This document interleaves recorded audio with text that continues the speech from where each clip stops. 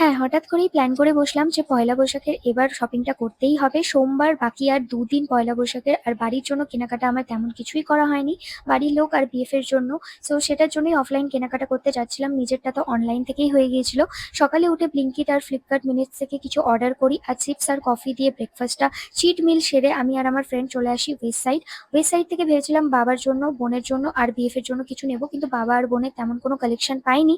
তো বিএফ এর জন্যই টি-শার্ট নিয়ে বাকি অ্যাক্সেসরিজ, জুয়েলারি, জুতো বগেরা দেখে চলে আসি বাজার কলকাতা। বাজার কলকাতায় এমন সিচুয়েশন ছিল যে কি বলবো, মানে খুবই বাজে, অগোছালো সব জামাকাপড়, কিছু তো খুঁজেই পাচ্ছিলাম না। সেখান থেকে বোনের জন্য জিনিস কিনে আর বাবার জন্য জিনিস কিনে চলে আসলাম খেতে একটু ক্যাফেতে। খেয়ে দিয়ে বাড়ি এসে চেক করলাম তো বিএফ এর টি-শার্টে একটু দাগ ছিল, যেটা ওয়েবসাইট থেকে কিনেছিলাম সেটা আবার ফেরত দিতে গেলাম। আর জানো তো খারাপ একটা জিনিসই লাগলো, মায়ের জন্য তেমন অফলাইন আমি কিছু পাইনি মলে গিয়ে, তো আমি অনলাইনে অর্ডার করি।